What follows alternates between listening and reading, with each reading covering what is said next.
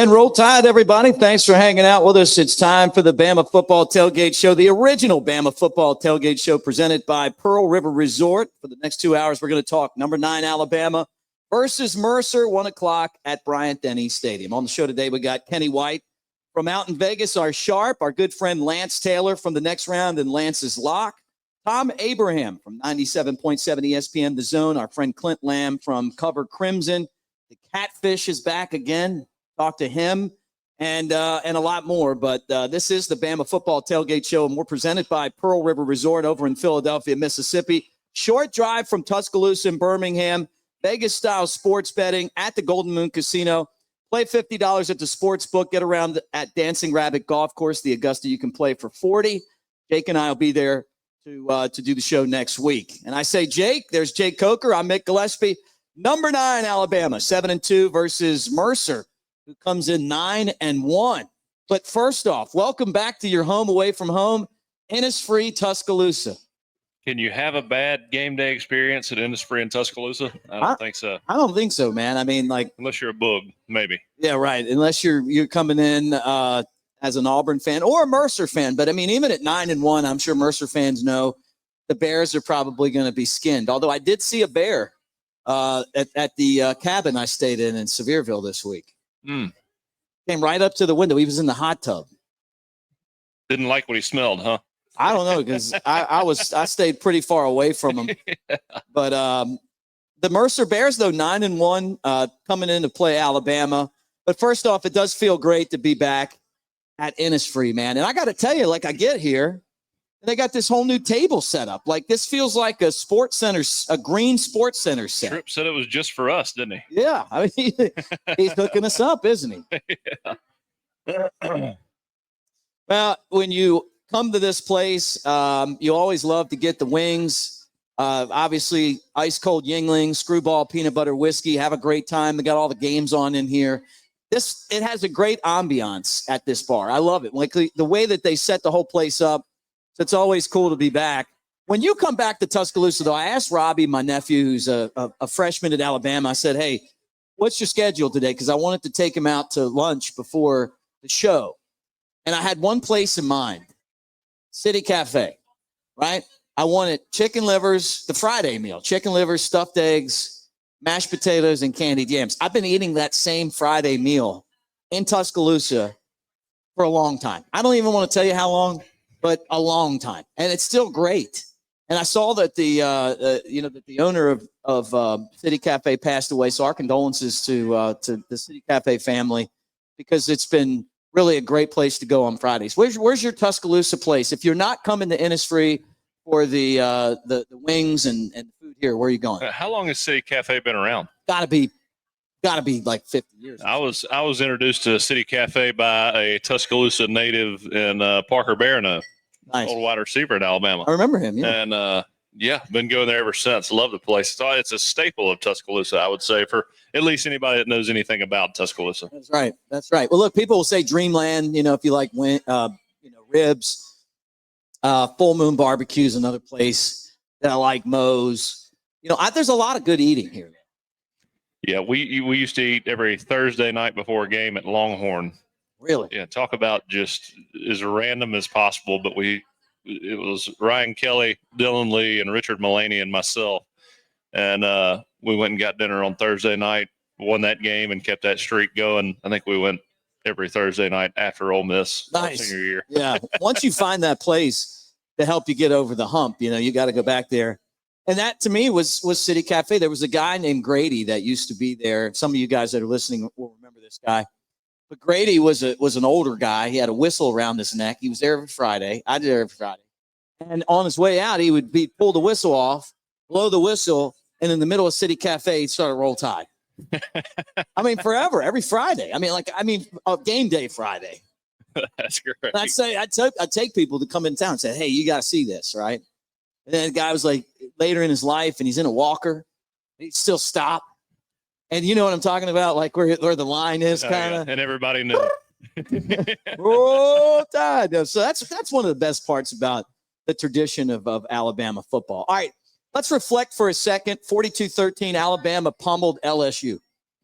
Got back to the basics of Alabama football. Well, at least, especially with Jalen Milroe playing quarterback. We've been saying this for weeks.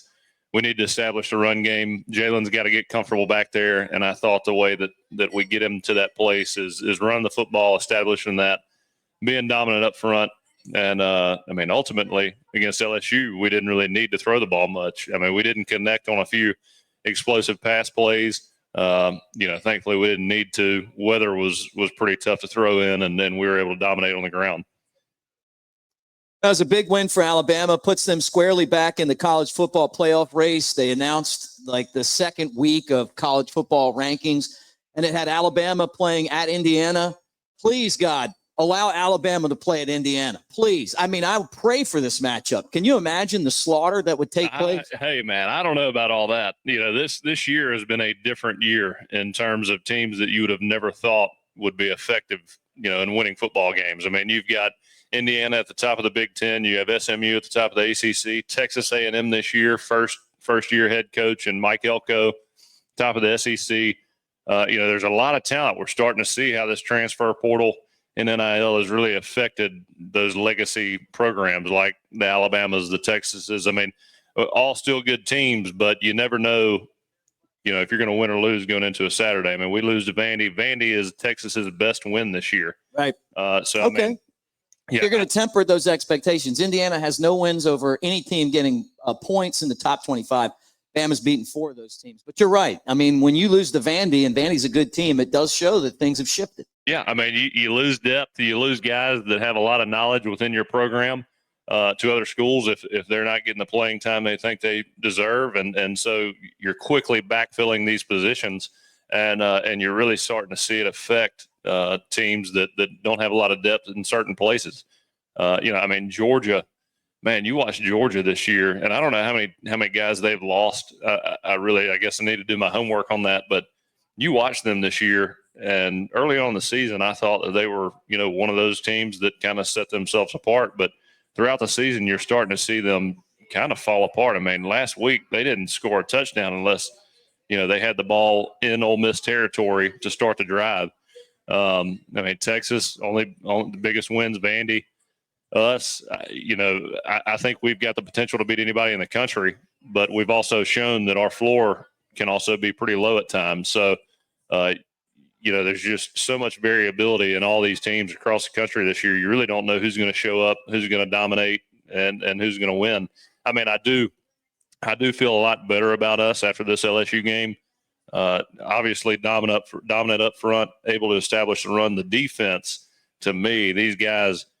Kane Womack comes in, brand new face, brand new scheme. Guys got to learn to play it through that scheme, but also with a bunch of new faces, a lot of new transfers coming in.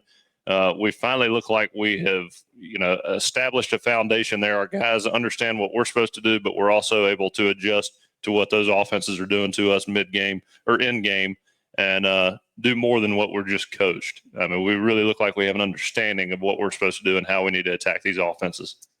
Anybody hanging out at Innisfree? We got some Yingling swag. We got some Screwball peanut butter whiskey swag. So come by and see us, and we'll hook you up. And also, let me remind you guys that if you use the promo code Bama Tailgate, you get 20% off at newlifeart.com. So if you want to pimp out the man cave, you want to make the office look nice, maybe the living room, whatever, with a great Daniel Moore print. I see Jake has one over there from the 2015 National Championship team season. Really, it's the only one that they've ever did where it was like pictures of the season. You're on there throwing a football. I'll ask you about that later. But right now, they've also got Deuces Wild out. That's a print from when Alabama beat Georgia this year. Ryan Williams and freshman defensive back Xavier Brown are both instrumental in that 41-34 win. Over the Georgia Bulldogs, Daniel Moore has painted another masterpiece. Get it at newlifeart.com. The original Bama Football Tailgate Show is brought to you by Pearl River Resort and Casino in Choctaw. Now's a great time to make your picks count at the Timeout Sports Lounge and Sportsbook. More of the original Bama Football Tailgate Show with Jake Coker. I'm Mick Gillispie coming up right after this. Back in on the original Bama Football Tailgate Show, hanging out with you guys in Tuscaloosa from Innisfree, talking Alabama and Mercer. Final tune-up for the Crimson Tide before they head to Oklahoma to play the Sooners, which could be a tough matchup. It always is, right? Thank you so much. Great service here, by the way, as we throw the screwball and the Yingling swag everybody's way. And then obviously the next time we're back here is for the Iron Bowl. Probably be a lot different setting for the Iron Bowl than it is today. But Jay Coker and Mick Gillispie here on the show, and again brought to you by New Life Art. This is the calm before the storm, Jay. Yeah, I think everybody may be eating the rat poison this week. I know I am. I'm looking forward to Oklahoma. How's it taste? I mean, I hate to have to wait a week for for an Oklahoma showdown.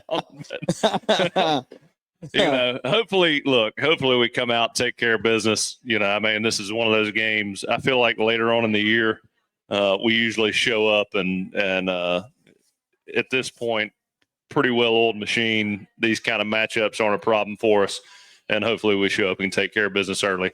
Hopefully, we're not getting together Monday or next Friday and talking about how bad we played. Right, and that's a good point, and we'll kind of get into that as we move forward. Like the importance of playing great football against Mercer, but I kind of want to reflect a little bit on Bama crushing LSU. Because well, never mind. Go ahead. No, go ahead. Well, I was just saying, at this point in the season, you kind of find out what our team's made of. Are we playing to a standard, or are we playing to the competition? Okay. Is the leadership in that locker room holding us to a standard where we show up and we beat Mercer the way we should? I mean, I know they're 6-1, or whatever. 9-1. 9-1. But at the same time, I mean, the athletes we have, the players we have, coaches we have, I mean, we all know how this game should go. So, hopefully they come out and prove to everybody that this is a mature team. We've grown a lot, and we're worthy of being in the playoff and competing for a championship. I want to thank all you guys for hanging out with us on the Bama Tailgate YouTube channel. Like and subscribe. Thumbs up if you haven't been here before, or you might be listening across the state of Alabama on our broadcast network on game day. And we appreciate all of you guys for being here as we talk Alabama football. All right, the defense is playing excellent football right now. Kane Womack was under some pressure after the Vanderbilt game and parts of the Tennessee game, which he kind of said after that game that we were getting close. And then all of a sudden, the last two games, they've been excellent. They gave up a trash time touchdown with less than a minute to go against LSU. They shut out Missouri. Both of those are ranked teams. The way that Alabama's attacked, they're going to have to do it without Q Robinson, which is something else we'll get into here in a second. But right now, this defense is doing exactly what you would want at Alabama.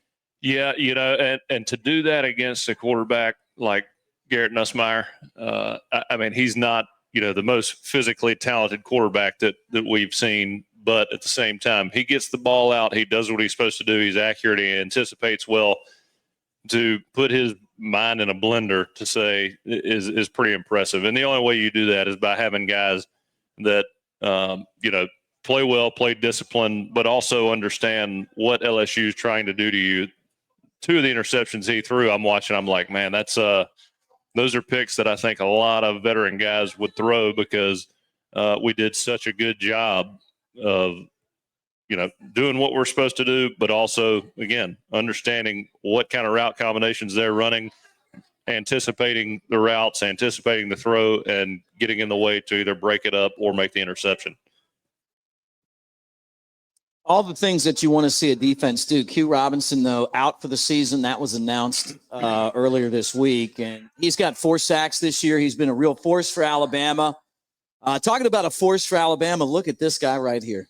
It's a party when Nacho shows up. Hey, roll Tide, man. Get you on at some point on the show. But great to see you, man. Love the outfit. But with this defense without Q Robinson, I mean, what are we looking at here? Well, we're going to find out a lot this weekend.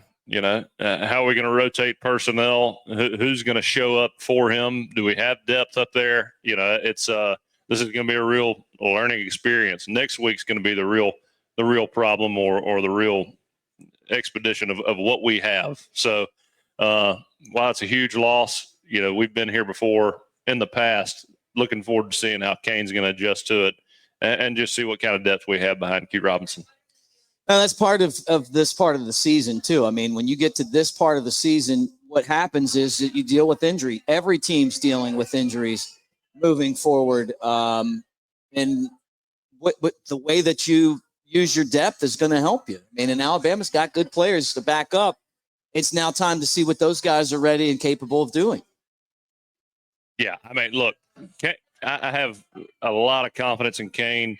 I think he's going to find the best way to attack whoever we're playing. I mean, look, this year, early on in the season, I think everybody had their doubts. But at the same time, you know, it's a brand new system, brand new coaching staff, a lot of new players, 24 guys left. You know, you're replacing a lot. And you got to have time to implement your processes, implement your system. And, I mean, it's pretty evident in the way we played against LSU that it's all starting to click. Well, and the good thing about the college football playoff is that on a normal year, Alabama would be out with 2 losses. This year, we saw when the rankings came out that Alabama's the 10 seed. That could continue. The other question I have for you is, well, and I don't mean that can continue. If Alabama wins, or I think there's a chance that they could even host here. But the question I have is that there's also a chance that Bama wins out and they play in the SEC championship game. What do you think about that? Because there is a chorus of people that don't want to play in the SEC championship game because they feel like that it'll cost Alabama if they lose a chance at the national championship, or it's another game that they could be resting to play in the games that matter more. But I think it's a championship game. Yeah, well, I mean, to hit the first point, there is going to be a 10-2 SEC team that's left out. I mean, it's going to happen. I mean, we got to win our last 3 games, really, Oklahoma and Auburn. We've got to win those games in order to get in the playoff, and that's, you know, what we should be focused on no matter what. Now, having said that, the SEC championship, I just can't get on board with not wanting to go because I feel like, you know, if you do win the national championship, you don't win the SEC championship as a player, there is an asterisk there. You know, I mean, you want to be the total and complete champion. Win the SEC championship and the national championship. We got a guy. What a scene here. Yeah, we got a guy wielding a hammer. Yeah. I mean, we got a celebrity in there. It's good to see Nacho here at Innis. I must feel like I need to stop and wing it over because he's like doing pictures and autographs. What a great scene, by the way, as we get ready for Catfish next segment. Final 3 games, though. Mercer, then at Oklahoma, and then the Iron Bowl back here. All winnable games, but all games that Alabama's really got to play their best. Well, yeah, when you look at the season overall, we have progressed a lot. I mean, there's no doubt about it. And our ceiling is a national championship. Now, at the same time, we travel to Nashville, and you can say what you want about Vanderbilt being a great team, but we are far more talented than Vanderbilt, and we beat them 8 or 9 out of 10 times. So, you know, these guys, you know, our locker room should be able to look back and understand what the penalty or the consequence will be if we lose one of these next 3 games. And you just got to understand that you're playing for your life in terms of, you know, playoff appearance. You guys are hanging out with us on the original Bama Football Tailgate Show, heard across the state of Alabama and Pensacola, by the way, as we preview Alabama and Mercer. Great to have you with us from Innisfree. I say the Strip, but Trip, every time I say that, says it's technically not the Strip from downtown Tuscaloosa. But then he says we're not downtown. You know, it's like, where are we? Well, we're in between downtown and the Strip, but we're in Tuscaloosa at a really great college sports bar, one of the best. How do you approach games like Mercer? Coach Jake Coker, how would you approach that? Man, you know, I'm beating a dead horse here, but I mean, I'm establishing the run all the way. Right. You know, I mean, sending a message, being physical from the start, you know, touchdowns, long drives and touchdowns in the beginning of these games kind of set the tone for the rest of the game. Right. And, you know, when you come out slow and you drag and you give that opposing team just the belief that they can win, that's when you start getting yourself in trouble. So, you know, emphasize that touchdown on the first drive and keep the ball rolling. No doubt about it. Hey, guys, I got to tell you, I had a great time in Sevierville this week. That's where I was in the Smoky Mountains, had a bear come to my cabin. They said that actually there were bears out there every day, and we were like we're really in Gatlinburg, but right near Sevierville. All that area this time of year is awesome. Visit Sevierville.com. The fall is a great time, and I'm telling you, it was awesome in the Smoky Mountains. We're in the middle of Smoky Mountain Harvest Festival, which means creative fall displays throughout Sevierville and brilliant fall colors in the trees, peak viewing, and all of that stuff through mid-November. Find out for yourself, including self-guided tours. Visit Sevierville.com/fall. When we come back, we're going to be joined by the Catfish himself. He swims back to the show. That and more. Like and subscribe if you're hanging out with us on the Bama Tailgate YouTube channel. Thanks to everybody as we preview Alabama and Mercer on the original Bama Football Tailgate Show. More right after.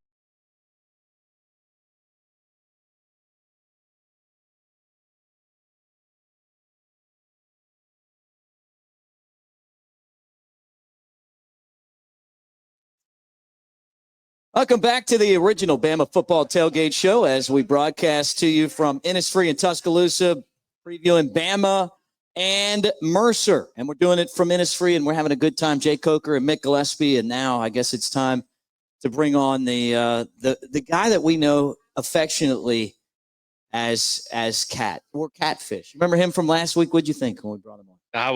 When I saw his face, I was expecting more of a stingray-like physique. You didn't get that, though. No, he's way more clean cut than his nickname lends him to be. I'm trying to find his open here because when you got a name like Catfish, you're supposed to come in hard with like a good open. But yeah, I thought he did a really good job last week. Now, of course, not bad for a mortgage lender. Let's bring him on. Let's bring him on stage. Hey, there you are. What's up, Catfish? Chad Anderson, aka Catfish. What's up, Cat? Jake hasn't heard this one before, but yeah, that's what I always say. It's like it's kind of bad, probably, that my name's Catfish on this show, and then I promote a mortgage company. So it's like catfishmortgages.com. That would probably be like the worst idea for marketing ever. Hey, Catfish, I thought that nickname, originated from your looks, but now I'm starting to think you have some bad habits. Jake, if you only knew the habits of about 15 to 20 years ago, those are for Bama tailgate. You made a lot of money in 2009, huh? Yeah, exactly. Well, Cat, great to have you back on the show. Let's talk about this football game that we saw last week. Is Bama ready to roll now that they've taken care of LSU? Well, we know that Kalen DeBoer and Alabama are ready to roll if they're coming off a bye week. I mean, that 2 straight games this year coming off the bye where they just come in and whip everybody. So, yeah, I mean, it was good to see. I said it last week. The game was obviously important for Alabama and the playoff hopes, but I said it was equally as important for Kalen DeBoer and the fan base because it was a way for him to kind of right the ship and beat a rival and, get one of those big key wins because that Georgia game had kind of lost some of its lost a little bit of luster from 5-6 weeks before. So Bama's looking good, though. I mean, if we get that Milroe for the rest of the year, that Alabama team's going to be hard to beat. Yeah, I mean, we were kind of talking about that. Milroe being able to run the ball is kind of what separates him from a lot of the other quarterbacks. Yeah, and just a bigger picture thought there. I mean, again, we the line for over and under wins this year was 9.5. Prior to the season, I'm thinking 9.5. That's a pretty good line. If we win over 9 games, that's a heck of a start for Kalen DeBoer. And if you look at it, I mean, he's 1 win away from being the winningest first year head coach at Alabama in the last 40 years. Really? I think Ray Perkins is the only first year coach to win 9 games in his first season since like the 80s. So, and you can tell me all you want. I mean, look, I know he took over a program from Coach Saban that exceeds what a lot of other coaches inherited. But at the same time, it's your first year, and you're also in the transfer portal era where you're losing, again, 25, 26 players. Replacing that and kind of piecemealing together a roster is that's no easy task. And so something that we all need to look at and appreciate from Kalen DeBoer. Yeah, I agree with that too. I mean, in Catfish, I mean, I think that Kalen DeBoer's done a lot of great stuff thus far, and it's exciting to see what this team has in front of it. But do you feel good about what this team has in front of it with 3 games left to go? I don't know how you couldn't. I think kind of like what Jake said, if you go 10-2 this year, you knew with the schedule you were going to get into the college football playoff. So the fact that you're sitting at 7-2 with this game coming up this afternoon, and then you got to go on the road to Oklahoma.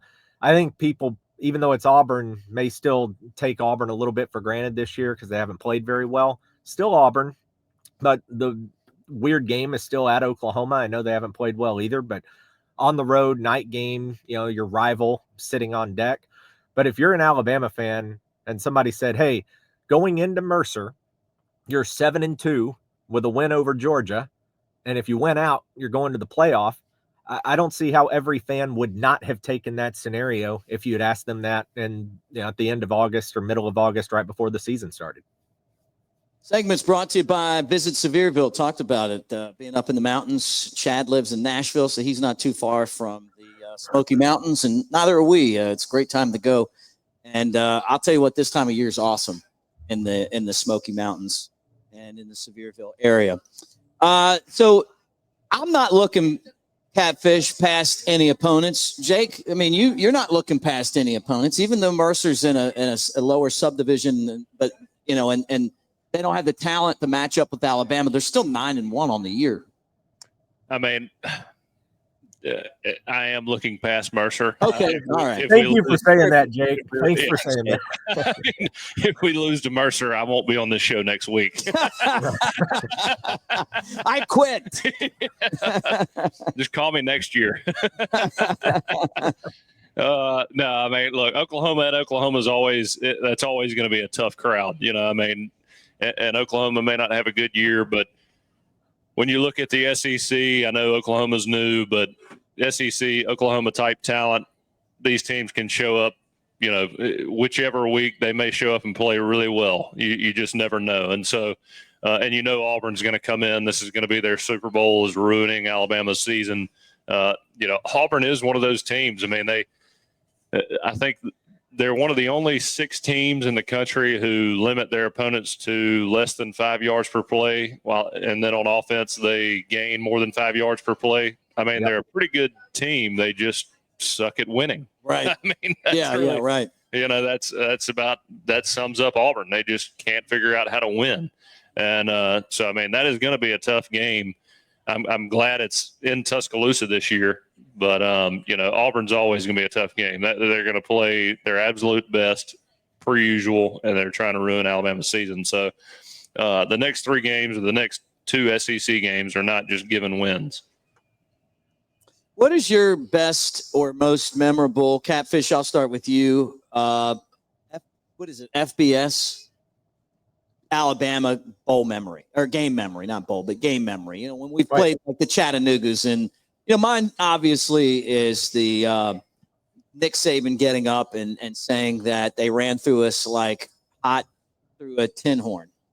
Yeah, the Georgia Southern. The Georgia Southern. For the folks on radio, I don't want to say the S word. Yeah, Ryan's on, and then he can say it.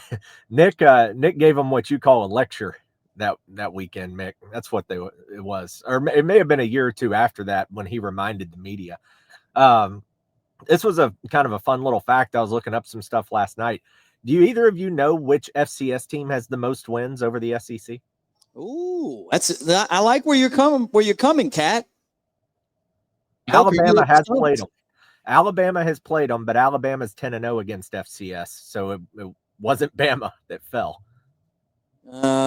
Maybe like Appy State when they were. Yeah. I'm going to say Appy State. Not Appy State. No, it was the Citadel. Oh, wow. The Citadel. Yeah. The last time they beat an SEC team was actually Jake's year at Alabama. It was in 2015. Citadel beat South Carolina 23-22. So when people say, why does Bama not play Samford? Maybe that's why, Triple option's tough, man. Yeah, but you remember the Citadel? Did they lead at halftime, or they were down 3 against Tua in 2018? Yeah, I remember that. I had a conversation about that this week, actually. Really? Yeah. Citadel tough. It was really tight. The most recent, if you just go back to the conference as a whole, the most recent FCS team to beat an SEC team, it was, I think, 2021. Vanderbilt lost to East Tennessee State. And they didn't just lose to East Tennessee State. They got housed by East Tennessee. It was 23-3. Wow. Didn't even score a touchdown in that game. That would be a tough loss. That would have been Randy Sanders at East Tennessee State. Jeez. Old quarterback coach at Florida State. One of your old buddies there. Oh, yeah. Can you imagine One going of the best to ever do it, in all honesty. Yeah, I've heard a lot of Tennessee people tell me that too. Like that they're huge fans of Randy Sanders. And you were with him at Florida State, right? Oh yeah, he's one of the best college coaches I've ever seen. Been around on off the field, everything. Well, Kat, it's been. I found your song. I don't know if I can get it on in time. So I mean, I guess I should just let you kind of talk about your stuff. Maybe I can play you out with your song here. You can hit it on the way out. There you go. I'm gonna try. I mean, like what a pair. Richie decides to take a week off from production, and he leaves all that on me and hasn't gone. This is the thing, Jake. You'll learn. Mick is asking us if we're taking the Mercer week off, but Mick already did. We can tell right here with the production. Like Mick's over there in a glass house chucking stones. This guy. He's about to pipe this song in off his iPhone. the new French policeman over there just decided to. So real quick, I posted this morning. If you follow me on social media, that credit card debt in the country is $1.17 trillion. And out of all the debt in the country, credit card debt is the highest rate as far as being 90 days past due. So credit cards suck, debt sucks. If you're looking at refinancing, I think people are kind of blown away at how much they can be helped and how much quicker they can get all this debt paid off and get out of the hole and kind of back to normal. And hopefully some better days are coming very soon. But that's really it. So we've been helping a lot. Like I said, the 3 big stories recently, saving $500, $800, and $1,300 a month for 3 different families. So if you guys would like to help, my cell is 256-509-8200. Website is chadwickanderson.com. Email is simple, chad@chadwickanderson.com. All right, great job, Kat, man. Wonderful, man. Loved it. And I'll make sure that we have your theme song on. And if you have any complaints about the show, make sure you call that cell number. Yeah. If anything went wrong today, call that number. No, I'm just kidding. All right. We come back eating and grilling time with our friend Taylor Hicks, Kevin Sport, who I talked earlier with today. Carl the Cook Lewis from the John Boy and Billy show, which, by the way, Kat, I got invited to be on the John Boy and Billy radio show. Look at you. Maybe they'll have your open. Hey, I hope so. They didn't invite you when you had that stash, did they? They love this. That's why they invite. Can I just say something before we go to break? The mustache has opened up a new world of friendships to me. When I used to go in the gas station, nobody holds the door for me. They hold the door for me now. I go places that maybe I didn't fit in before, and now I fit in. I went over to Druid City, and they couldn't give me enough free stuff. It's the stash. Look at you. Yeah, you need like the John Daly of broadcaster. You're like it's the moot stash. Yeah. Don't hate, appreciate. All right, more of the original Bama football tailgate show, including a very special guest in the second hour. And when I say special, you Bama fans are going to love this. So don't go anywhere. We'll be right back. Hey, guys. Hey, everybody. Welcome back to Gate and Grill. And always the music section is one of my favorites. We got Andrew Jameson here. Andrew, how are you, man? Doing good, man. I'm excited to be here. So what are you going to play for us, Andrew? So I'm going to play my song Empty Bottle for you guys. It actually just won a Josie Award at the Grand Ole Opry. Tell me about a Josie. So the Josies are like, I guess they're more so like the Independent Country Music Awards. Well, not even country music, but Independent Artist Awards. Very grateful to the Josies and everything they do for independent music. Tell me about the song. This song was actually originally an apology letter to a woman that found me, who's now my beautiful girlfriend, during my overdose, actually, 2 years ago. Wow. And this woman saved my life, and it started out as just a literal letter that I had written to her. And I turned it into a song as my apology to her for everything I put her through. And I love it because the whole thing with, suicide awareness and stuff like that, especially from a men's perspective, but everyone included, it's just, it needs to be out there. People aren't alone. Play us that Empty Bottle song. We'd love to hear it. All right.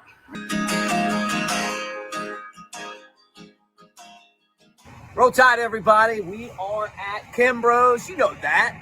As you watch Gating and Grilling, Taylor and Kevin getting it done, Carl, the cook Lewis, and all of our great guests. But I want you guys to be part of the Bama Tailgate family. And you can do that with dCommunity, dcommunity.io for those of you guys listening on radio. Or if you're watching on our YouTube channel, the Bama Tailgate YouTube channel, all you got to do is hit that QR code right there.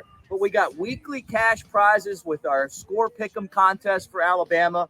And then we're going to pick one winner and give somebody a national championship game weekend at Pearl River Resort. But it's also about us just being in the same spot. So dCommunity, Roll Tide, everybody, Bama Tailgate family, be a part of it. All right, back to Gating and Grilling. For a Bama Tailgate, we were thinking about something that's got a little bit of an extra kick. Not only does Carl have Bama Boomers, but we also have a kicking mule. This particular mule is going to have a little bit of an extra kick because we're going to use a little bit more Tito's vodkas. Tito's over ice, like so. We're serving 4 people, and then we're going to go with ginger beer. Fever Tree is supposed to be one of the best ginger beers in the world. We got them. They're here in Franklin. You can get them anywhere. But we have this is going to actually have a little bit more kick. So we got ginger beer. We do a little bit more ginger. So we got 2 parts ginger beer. Add a little bit more ginger beer. We're going to throw some lime juice in there. So you want to get, as much lime juice as you want. I would say a half of a squeeze. You want to do a half a lime. You can use the lime to taste. Andrew, get over here, man. Andrew, hey, man. No. This man's No. I know you like seltzers, I'm but just kidding. My this girlfriend left that. Don't tell anyone. All right. What are is we a drinking? man's seltzer. You love Moscow Mules? Absolutely. So this is kind of our version of Moscow Mule. But this is called a kicking mule because this has got a little bit more extra vodka in it and a little bit more kick. It goes great with the tailgate. 2 parts vodka, 1.5 parts ginger beer, some lime juice and some mint, and a partridge in a pear tree. That sounds delicious. King's Taster. Oh man. Okay, I'm gonna be honest. Yeah, don't lie to me now. Don't lie to me, dog. Pretty good. That is so good. Yeah. That's got an extra kick to it. That's right. The man's seltzer. Right, the man seltzer. The kicking mule. All right, we got Carl on the grill. He's bringing some Bama Boomers. I'm looking at it. Bama Boomers. And we've got kicking mule. Kevin's going to come back, and we're going to have a party right here under the shed, back here in the backyard of Gating and Grilling.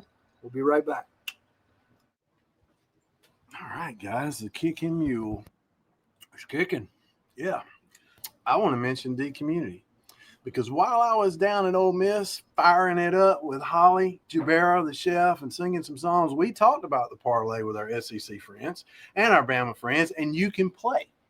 Just go to dcommunity.io and play. It's free. You might win. They're giving away $1,000 a week. So cheers to you from us, Gating and Grilling. Kicking you. What does it say? All right, Carl. Yeah. What's up, buddy? Andrew, get in here, man. We're in the grill. Oh my goodness, in it to win it. Delicious. Hey, man, I love your music, man. Thank you so You're much. Awesome. It's great. Great. I can already tell by the smell. I love your food. Andrew, did you like this? Oh, I love it. All right, Carl, what do we got on the grill? What's All right, this? these What's are them going on? Bama Boomers, and you came up with a name, and I that's cool as did. crap. I like man. some Bama Boomers. I like it too. Baby Bella mushrooms with orange bell pepper, sweet onion, jalapeno peppers, pepper jack cheese, Kaneka sausage right on top. You got John Boy Billy sauce on this Absolutely, Bama man. Boomer, don't you? I tried that. You had it? I have. I've tried that. So what we're gonna come up with is a gating and grilling cookbook. Absolutely. Everybody here can cook a little bit. You can't. I know Taylor can. I can do a little bit. Andrew, I'll throw down. Throw down. It's the truth. Throw down on everybody and tell everybody where you can find your music, man. Right. Well, you guys search Andrew Jameson on any social media platform, any streaming service, you'll find me. And DRU Jameson with an I. It'll be there, I promise. So you're from Texas, but have you had a little Conecuh sausage before? Oh, absolutely. The hotter the better. Cheers, boys. That's good. All right, what you think about that Bama Boomer? It's hot, isn't it? It's booming, baby. It's booming, baby. It's hot. That goes with the damn kicking mule. Yeah, you might want to hit that kicking mule for that boomer. Fine. I'm telling you right now, that was so warm, but I refuse to spit it out. That was absolutely beautiful. Bama Perfect. Boomers. Perfect amount of heat. Man, that was beautiful. Thank you. And for that blessing me. sausage. You gotta love the I love Conecuh. it.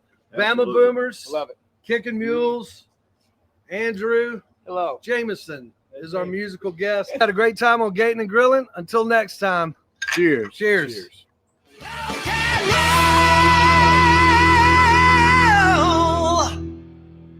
To the original Bama football tailgate show. Great to have all of you guys hanging out with us here at Innis Free as we talk about the Crimson Tide and get things going here from one of the great bars in Tuscaloosa. And we got a great crowd for the second hour of the show. So thanks for being here. But let me bring on our friend, the man, the myth, the legend, Mr. Thom Abraham from 97.7 ESPN, The Zone in North Alabama and Huntsville. What's up, man? How you been?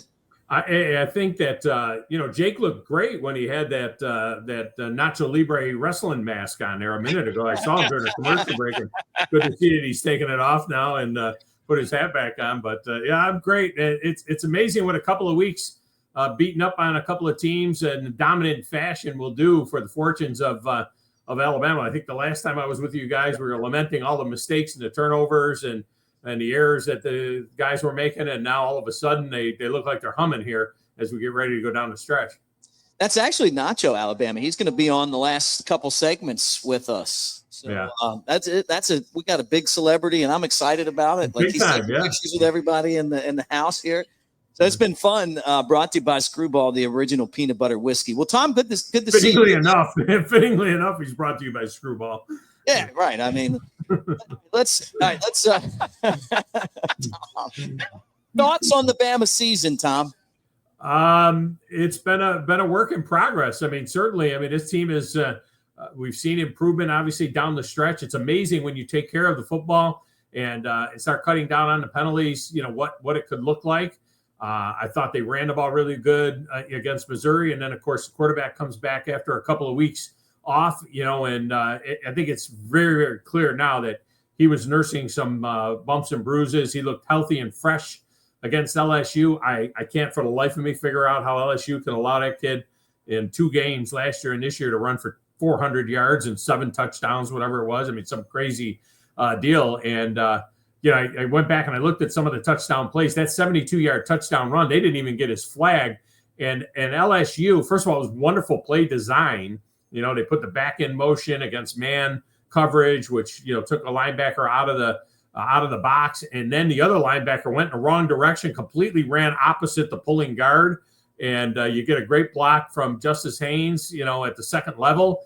And it's out the door, man. And there was nobody going to catch, Jalen Milroe there. So if they do things like that, obviously, they're very live wire here. I just wish we didn't have this Mercer game dropped on us this late in the season. I hate these late season cupcake games. And Jake, I can't imagine how the players feel about them because I don't know that you can get your blood flowing for something like that. Maybe the third and fourth stringers because they think they get a chance to play.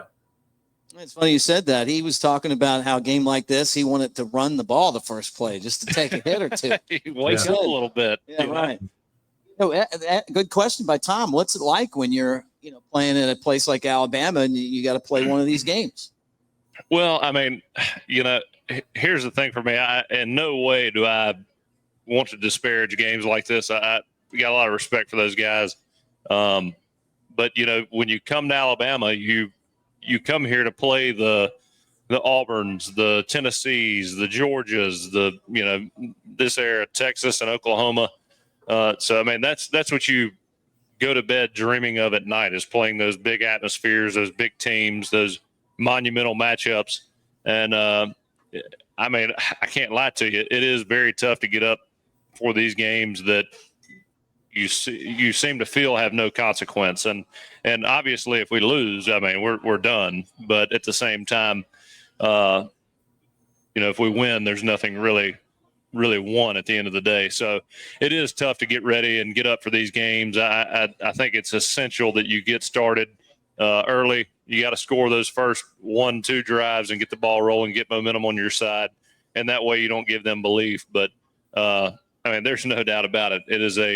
It's a tough scenario to get up and play 100% when you're not playing against one of those foes in the SEC that really get your blood pumping. Tom, do you think that Alabama's figured it out? Two really good games back to back, 3 games left, 2 really tough ones. Well, I'd say really tough, but two losable games left. Have they figured it out? Yeah, I think so. I think defensively, they've gotten better and better. I feel like that, Coach Womack has taken less chances where you can get caught, you can get gashed. I think that's been a nice, combination of blitz stuff and also staying home, showing some blitz. And I think the guys defensively are also, they've been very sound in terms of gap control and things like that. You're not getting caught with 2 guys in the same gap and getting gashed and so on. So I think there's that part of it. And I also do believe that they have, the backs did not do a great job against LSU. I think they only averaged maybe 2.9 yards a carry. I do think that we're starting to see more of the running game from a traditional run game sense. The line is doing a much better job in pass pro, which is obviously going to help out Jalen Milroe. So, yeah, I think they're figuring it out, and I think the coaching staff is figuring it out as well. I mean, we look at just the growth going from Neyland Stadium to Tiger Stadium, and, what they had to start on offense again, but this time it wasn't their choice, and they can't get the first playoff. But after that, they were able to take the crowd out of the game, and, of course, by the third quarter, they literally took the crowd out of the game as they left the game. I mean, usually you see these teams, when they're beating Alabama, they rush the field. In this case, they were rushing the parking lot. I never in my life saw, and I've seen a number of games there. Been down in that stadium for a number of Alabama games. I have never seen that place cleared out like that before. It was glorious, is what it was. Tom, I'm going to tell you this right now. I heard this from a football coach. October's for pretenders. November is for contenders. Yes, Coach Kelly, that is the case. That is absolutely the case. The thing is, they're still alive. I mean, the deal is for LSU now, they go to Florida. There is a scenario as a 3-loss team, they're not going to be an at-large tournament team, but they're 6-2. If they go 6-2 in the league, and there's this 4, 5, 6-way tie at 6-2 to get into the SEC championship game. Right now, the math, because Alabama's playing Oklahoma and Auburn, that's going to kill Alabama's, the overall winning percentage of the teams that they played in the SEC, which is tiebreaker number 4, where this thing would go. Actually, LSU could still sneak into Atlanta and win their way into the playoffs. So they're still playing for something. But, man, I'll tell you what, Alabama just took them out behind the woodshed, for that one. That's for sure. I loved it. So I didn't have this in the list of questions, but I'm going to ask you because it seems like if there's this big tie, right, where does Alabama fit in? Because a lot of people don't want Alabama to play for the SEC championship game. They want to go into the college football playoff. What are their chances? What do they have to do to play for an SEC title? Which, by the way, they are the defending undisputed SEC champs. Right. Well, right now, the way the math works out, it goes to tiebreaker number 4. And tiebreaker number 4 is the total wins and losses of your SEC opponents. And because Vanderbilt turned out to be so good and Missouri's got a bunch of wins and so on, right now, Alabama would be the representative if there were 4, 5, 6, 6-2 teams. I think Missouri's going to fall out of the 6-2 possibility. I think they take their 3rd loss this week at South Carolina. But right now, that's where Alabama sits. Now, the question is, what happens if they go and they beat Oklahoma and they beat Auburn? Auburn ends up, 0 for the league. And, I think Oklahoma has a couple of wins, in the SEC. So that's going to hurt them a little bit. And then we'll see how that stacks up. LSU actually has a pretty good, opponent's record, if you will, as well. So they could go there. The question is, you can say you don't want to go to Atlanta because 10-2 definitely is going to get you into the playoff. I don't think 10-3 knocks you out of the playoff unless you go to Atlanta and get drubbed. I think at 10-3, you can. I'm going to agree with Greg Sankey, who was on the Paul Feinbaum show earlier this week, and said, "Look, you're going to penalize a team because they qualified for the conference championship game and take another 10-2 instead of this 10-3." So I don't know that it would hurt them. The other side of it is the way Alabama played the last 2 games. If they were to keep that going the rest of the way, if you're Texas or Texas A&M, do you really want to play Alabama in Atlanta? Because now, instead of worrying about whether or not you're going to go play at Indiana or at Penn State in the playoff, how about win in Atlanta and get a bye? Maybe you're a top 4 seed. I mean, there are Jerry Palm is one, CBS Sports.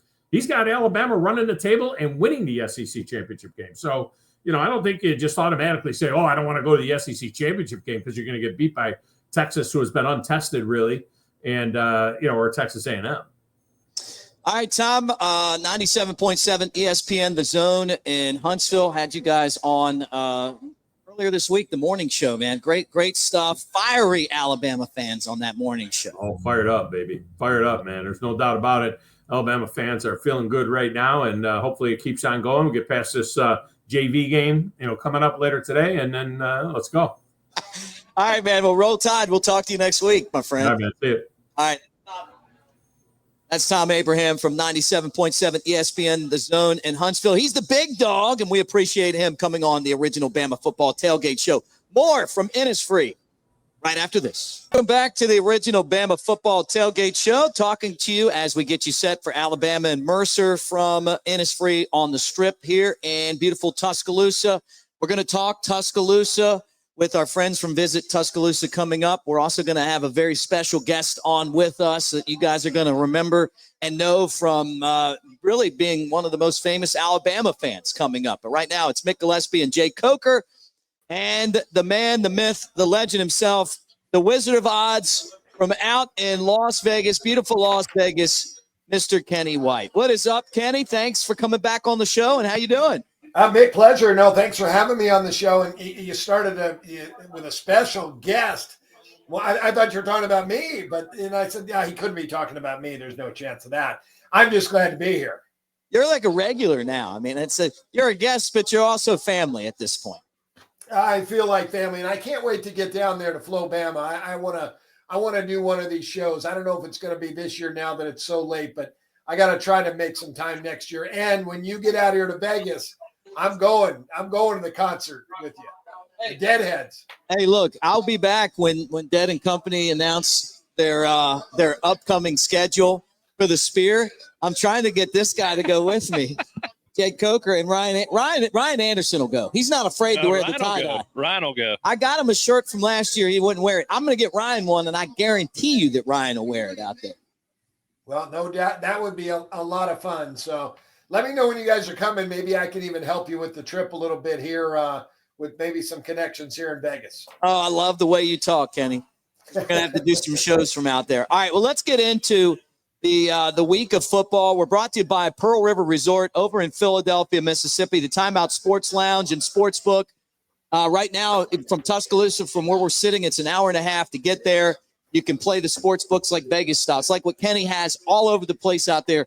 Pearl River, you can get it right here in the South. All right, first game I want to talk about. This is an interesting game to me. Number 23, Missouri, at number 21, South Carolina. Missouri's been good this year, but they've been terrible on the road. They're a 14-point dog, 41.5's the over-under. Kenny, give us the breakdown of this game, and then, Jake, you're next.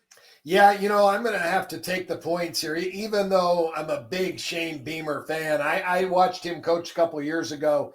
Innis like his rookie year. I think that's what he's been there about 3 years now. And first of all, you think about nepotism and did he get the job because of his father? But that's not the case.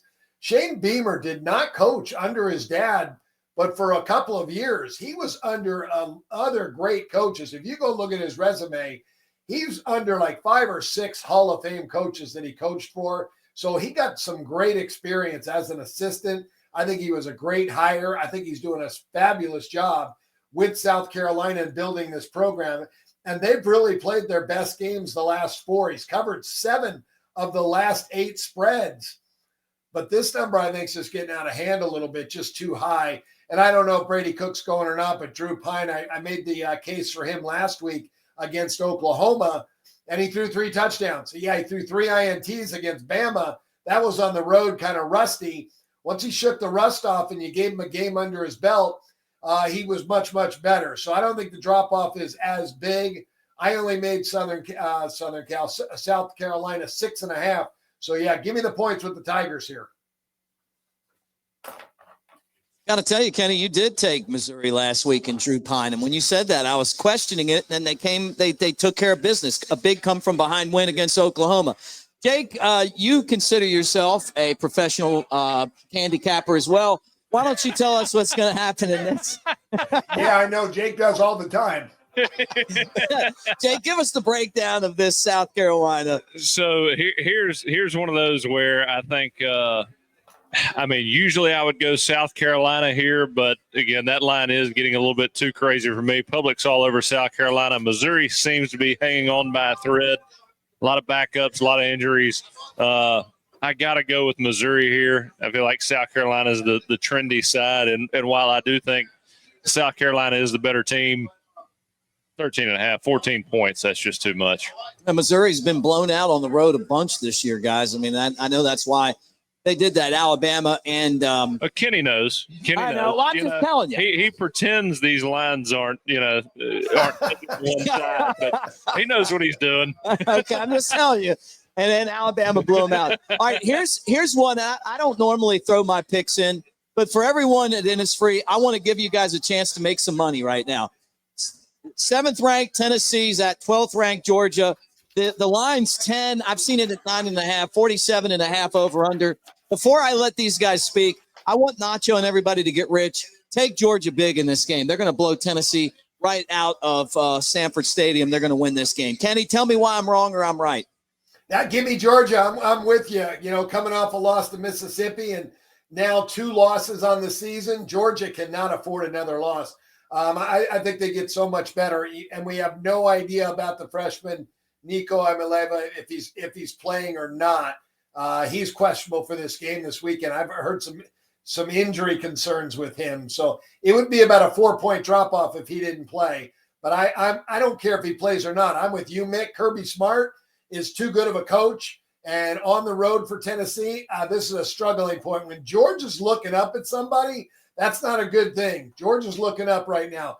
They're ready for Tennessee. I agree with you for a blowout here. Yeah, I mean, I just feel like that this is a must-win for Georgia. You played on a team that you practiced against Kirby every day. This Georgia team is much like a Saban-era team being an underdog. I gotta go with Georgia here as well. And I will say, looking at these two teams, Georgia, again, we mentioned it earlier in the show. I don't think they scored a touchdown last week without being in Ole Miss starting in Ole Miss territory. Really been struggling offensively. Tennessee's got one of the best defenses in the country. But I think Georgia figures it out this week. I think Carson Beck, those receivers, they get on the same page. I think the offensive line for Georgia has a better week this week. I think there's a new level of focus after losing 2 games and potentially being left out of the playoffs. So I'm going with Georgia. I'll take them minus 10 points this weekend. All right, Kenny, look, this matchup between Alabama and Mercer isn't a game that Vegas is going to allow us to pick, right? So why don't you just, and then before you tell everybody again about the power ratings, go ahead and give us something that you want to just give us off the top of your head. Just what would you tell us this week? What is the Kenny White lock of the week? And then how can people get the power ratings? And people in the state of Alabama are power ratings fans. Yeah, I'll tell you, I do have a lot of clients from Alabama. So being with you, Mick, I think we've been doing this about 4 years. I've been with you, so it's been a pleasure. I wish I could tell you a lock. What I preach is money management on my shows every day. There is no such thing as a lock. Even I can make a great case for a game, and it doesn't really matter. Anything can happen in football. Jake knows that football is a funny shaped ball and it bounces different ways, and you can't predict turnovers. So I always try to tell people, just manage your money the right way. The one team I like right now is West Virginia this week. They're getting points at home against Baylor. Baylor's been good, but their defense is below average. I think I got the better defensive team. The quarterback play for West Virginia, their starter's been out, Green. The backup's done great, and Green's coming back this week, so it's going to be a dual-headed monster there for West Virginia. The power ratings, if you're a sports bettor, I always tell you got to know the strength of your opponent. Most people know how good their team is or how good they think their team is, but it's important to know how good the opponent is. That way you can judge your team a lot better. You'll see that in my power ratings, if they're above average, below average, or just an average college football team. But you do it for basketball, you do it for NBA, NHL, NFL. You get all of those sports for just $25. That's less than $1 a day for 5 sports. You should be paying $100 per sport is what it's really worth. Hey, great stuff, Kenny. Thanks for coming on with us. And I want to remind you guys that Screwball, the original peanut butter whiskey, when you got the tailgate going and you want to impress everybody, Kenny, you can do this out in Vegas. People here at Innisfree, you can do it at the bar. Just get it chilled and then pass them out to your friends. Or if you put a little chocolate milk in there, it tastes like a Hershey's Kiss shot, Reese's Cup. Or load them up on a shot ski like we used to have. Or the shot ski.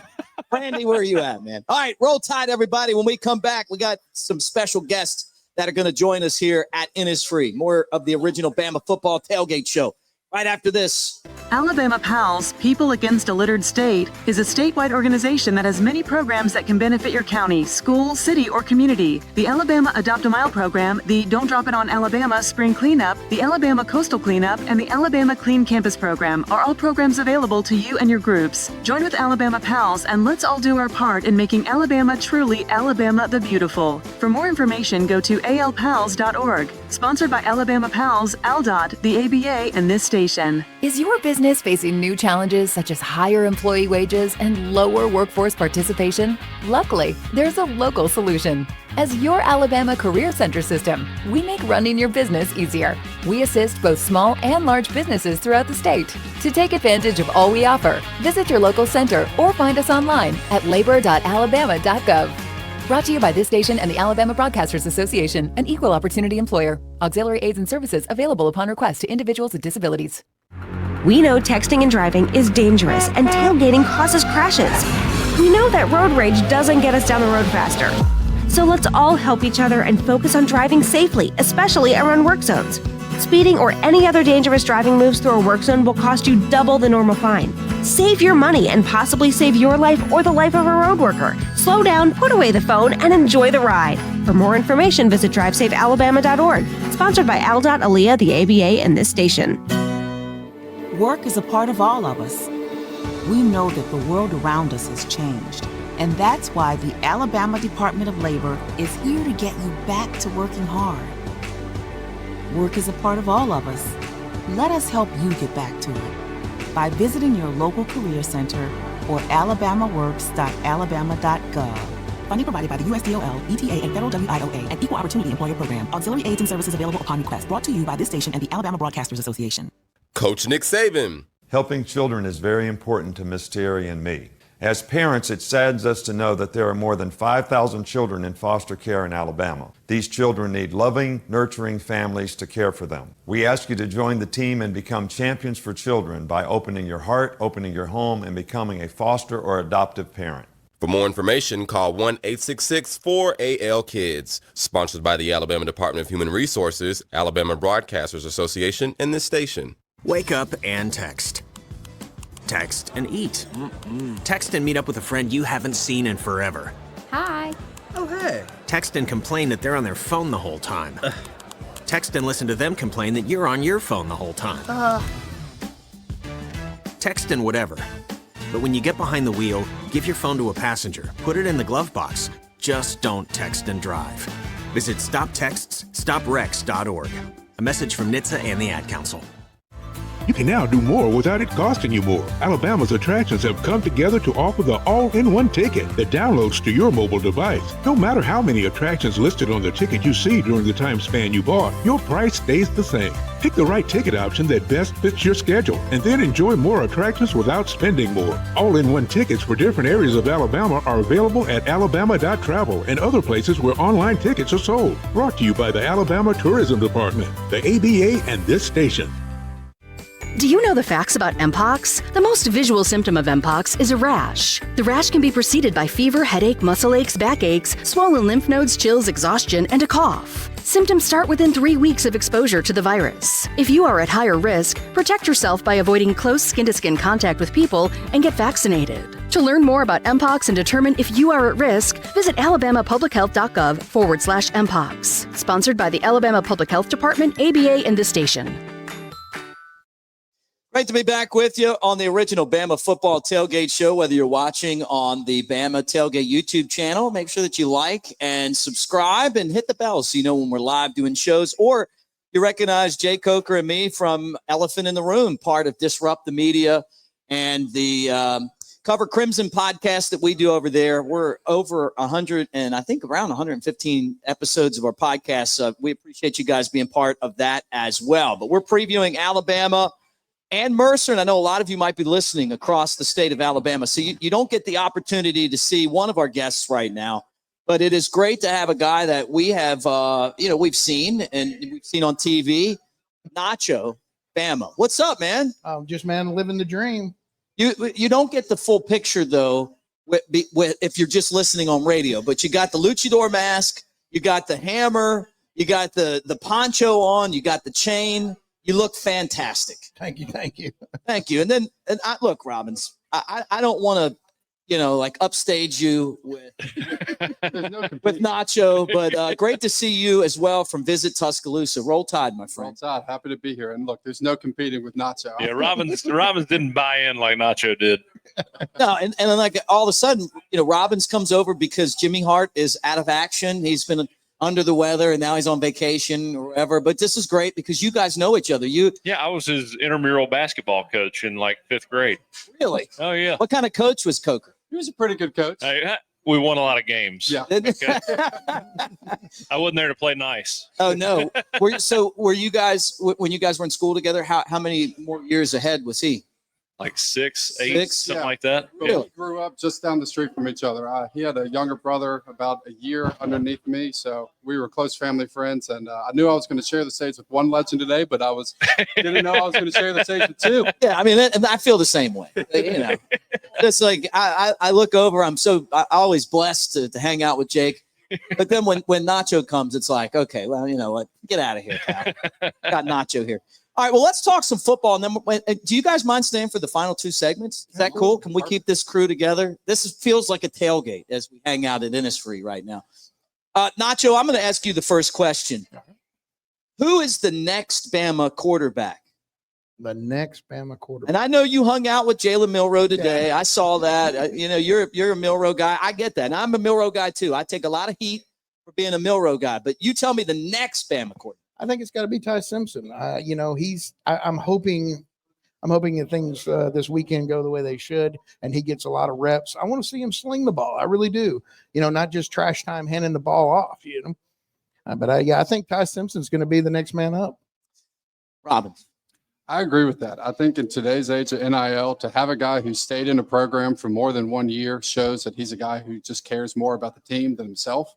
I think he's had time to adjust to the offense. And I think as long as Nacho said, as long as we do what we need to this weekend, that he can get some reps against a real opponent. Look, I'm not overlooking Mercer. I know we got a tough schedule with Oklahoma and Auburn coming up, but I think you're the only one. I know, but look, Western Kentucky was a 63-0 game at the end, but for the first 2, almost 3 quarters, it kind of was a dogfight. So Mercer's a 9-1 team, one of the best in the FCS. We need to do what we need to do, but I'd love to dominate early and get Ty in there for the second half. Coker, would Nacho have hit you with the hammer if you'd have said Dylan Laudergan? I'd have said whatever he wanted as long as he had that. Who's the next Bama QB as far as you're concerned?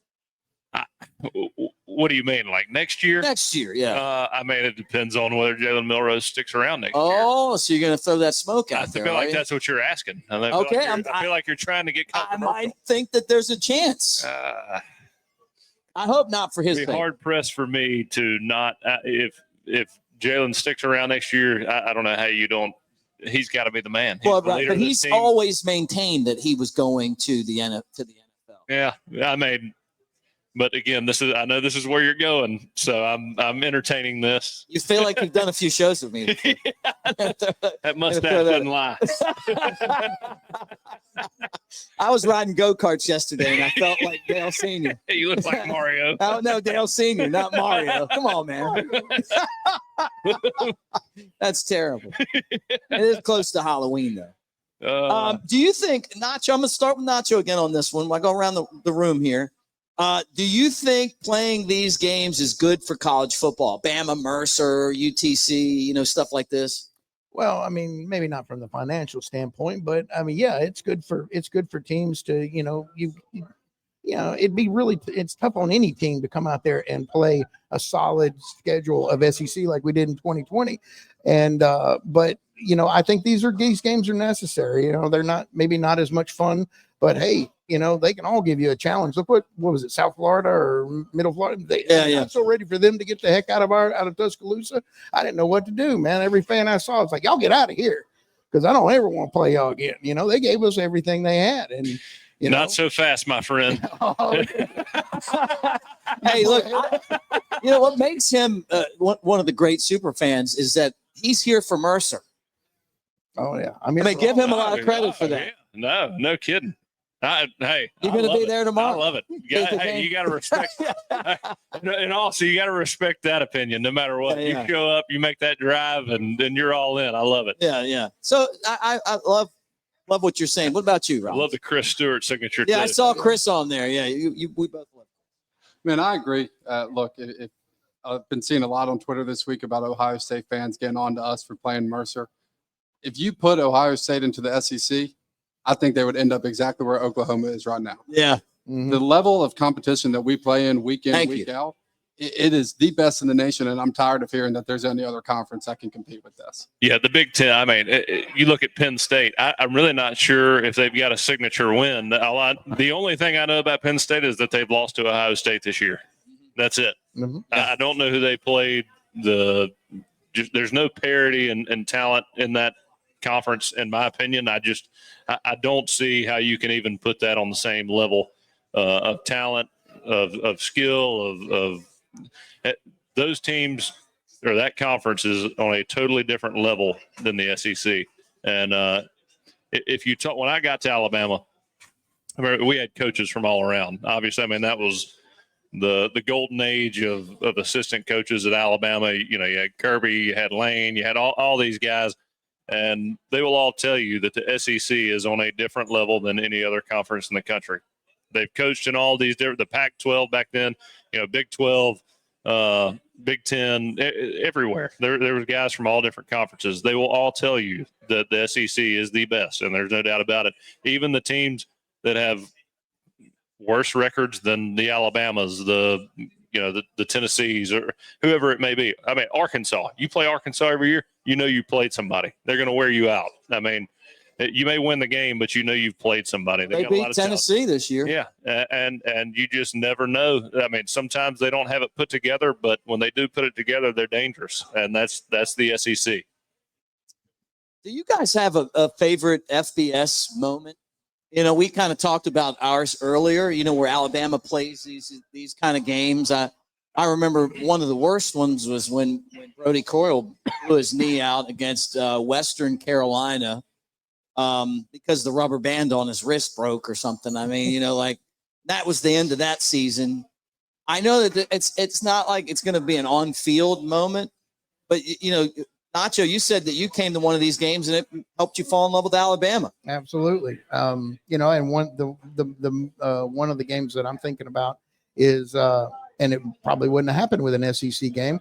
First time I saw Tua when they brought him in at the end of that game, and he throws a pass into the back of the end zone for a touchdown. And I was like, oh my gosh, This kid is going to be awesome. I believe that was Western Kentucky, Yep, wasn't it? yep. Yeah. And that's where you get to see those. And that's what I'd love to see from Ty Simpson this weekend, be able to say, hey, we're going to be all right. If Jalen decides to go to the NFL, we're going to be all right next year. We've got somebody or something, whatever. But, that's what I want to see. I think you talked about it earlier. I want to say it was a Georgia Southern game where Nick Saban had that famous rant afterwards. Yeah. We could not stop them. A lot of memories of games like that as a kid.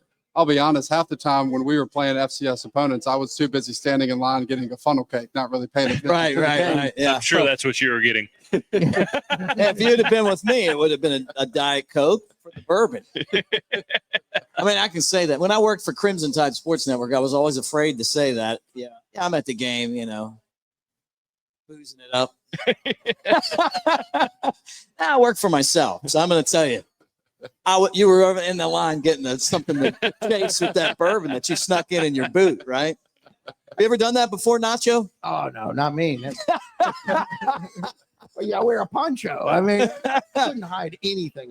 Like, they ever inspect that hammer? Oh, no. Pretty good Little flash right there. sloshing back and forth. All right, this is a very serious question I want to ask you guys before we go to the final segment. If you could buy one round of shots for anyone, who would it be? And of course, this segment brought to you by Screwball, the original peanut butter whiskey. Nacho.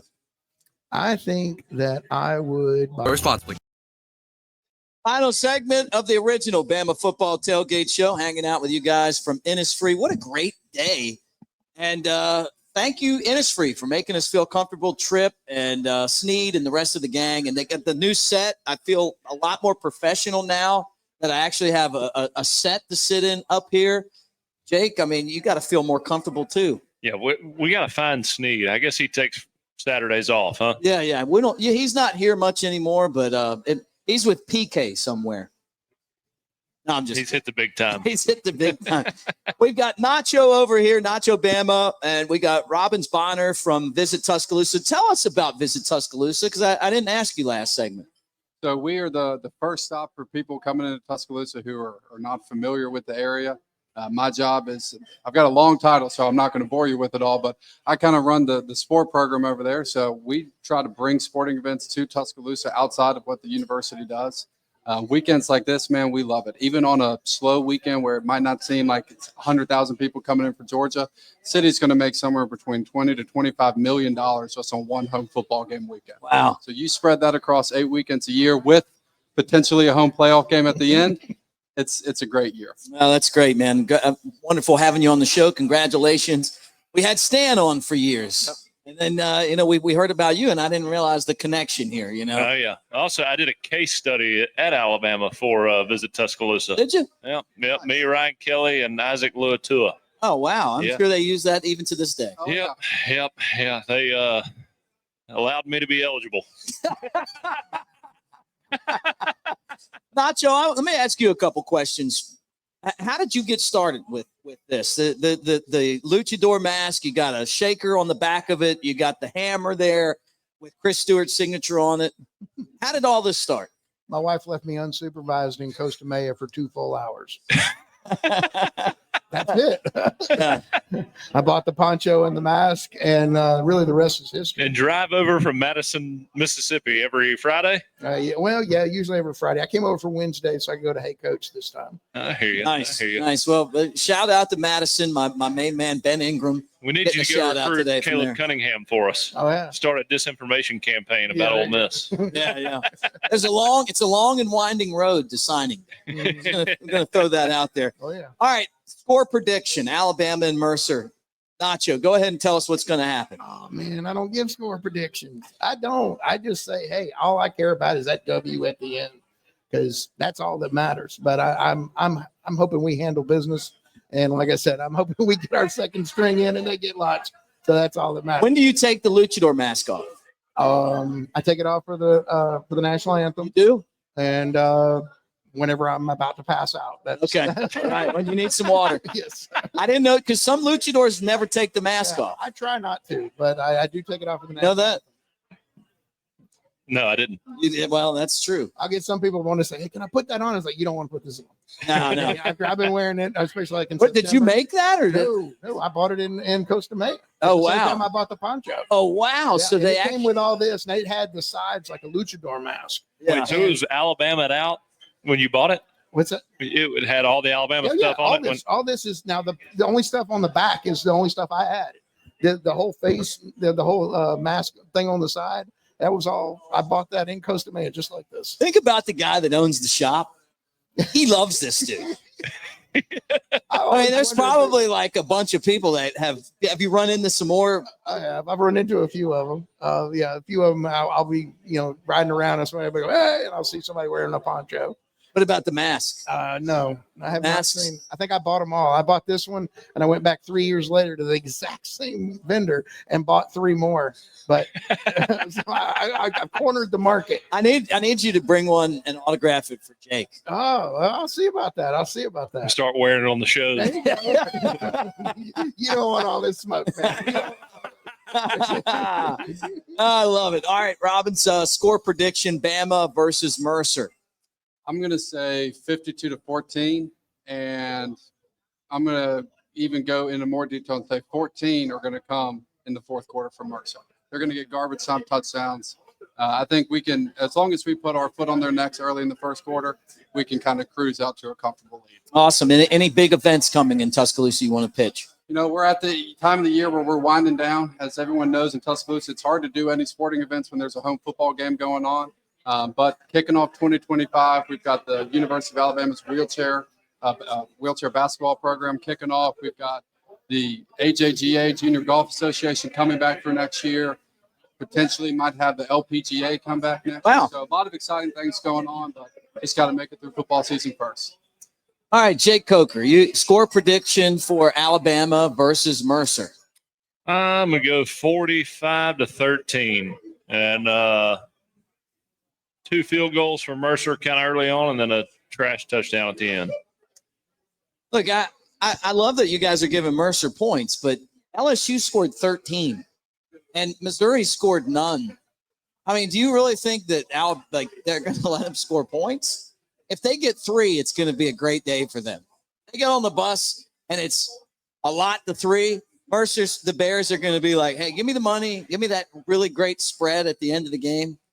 It's going to be a lot to a little. This is a very angry Alabama football team. They remember the whole week was about handling success, Nacho, being able to handle the success of winning a big game, because they didn't do it. They didn't do it the last 2 years after they beat Georgia. Mm-hmm. This team has a chance to be champions again, champions of the SEC last year. And I think that, unfortunately for Mercer, they're going to be the road bump on the way to Oklahoma. Bama 56. Mercer 0. So a good old-fashioned country. I don't want to say the word because we're on radio. If it was on our podcast, I'd say it. All right. Thank you, guys. Thank you. Come back and do this again. It was great seeing you. And you come back and do it again, Nacho. I mean, like the hammer, anybody that wants a picture with Nacho, come get it. But we appreciate all of you guys for hanging out with us. Like and subscribe to the Bama Football Tailgate channel. Do it, because we've got content on there every day, not just this show. And if you're listening on radio across the state, we really appreciate you guys being a part of what we do. So for our entire crew here at Innisfree, I'm Mick Gillispie. Roll Tide, everybody. Don't forget, we're brought to you by Pearl River Resort. Get an ice-cold Yingling lager. Get your shot ski out and put some Screwball peanut butter whiskey at your tailgate and do that. And we will talk to you guys again next week. Next week, we're going to be at Pearl River Resort for the show, and then we'll be back here for the Iron Bowl right here at Innisfree. And honestly, the scene here hasn't been bad today for this Mercer game. So congratulations to Innisfree for making it another fantastic game day experience. All right, thank you guys, and Roll Tide. I remember you so clear.